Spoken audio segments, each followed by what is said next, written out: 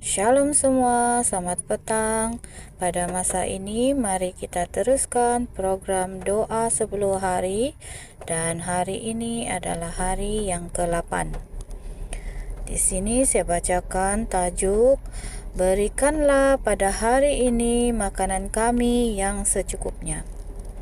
Dan ada ayat Alkitab di sini berbunyi, janganlah kita jemu-jemu berbuat baik, karena apabila sudah datang waktunya kita akan menuai jika kita tidak menjadi lemah. Karena itu, selama masih ada kesempatan bagi kita, marilah kita berbuat baik kepada semua orang, tetapi terutama kepada kawan-kawan kita seiman.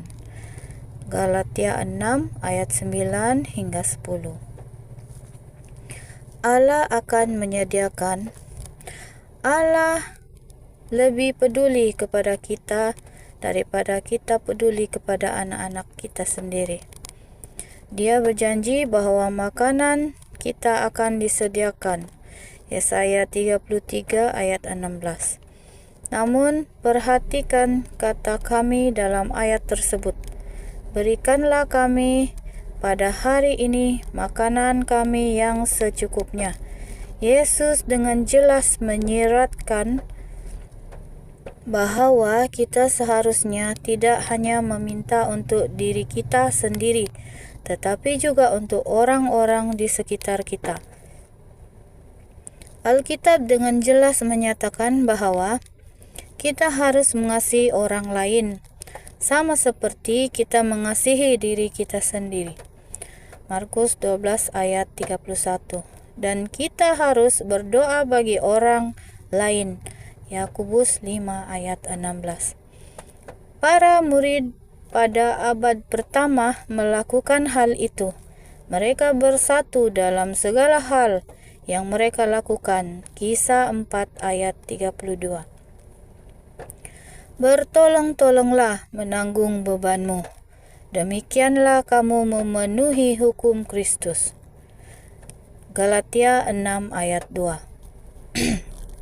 Doa kita jangan bersifat permintaan yang mementingkan diri hanya untuk kepentingan diri kita sendiri. Kita harus meminta agar kita dapat memberi. Asas kehidupan Kristus haruslah menjadi asas kehidupan kita. Kita harus meminta berkat-berkat dari Allah agar kita dapat berhubungan dengan orang lain. Kemampuan untuk menerima dapat dipertahankan hanyalah dengan jalan memberi. Kita tidak dapat terus-menerus menerima harta surga tanpa menyampaikannya juga kepada orang yang ada di sekeliling kita.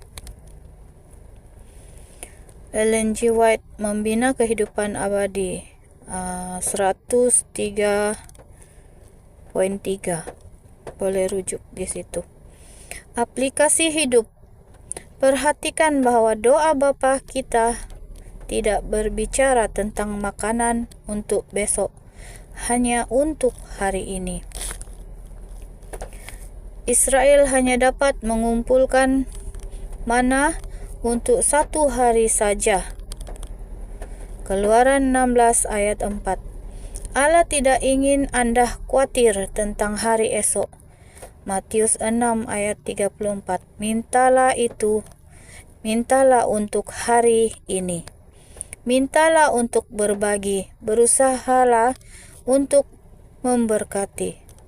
Sebelum para pengikut Kristus berkhotbah, mereka harus menunjukkan kasih mereka kepada Allah dengan menjadi berkat bagi orang-orang di sekitar mereka.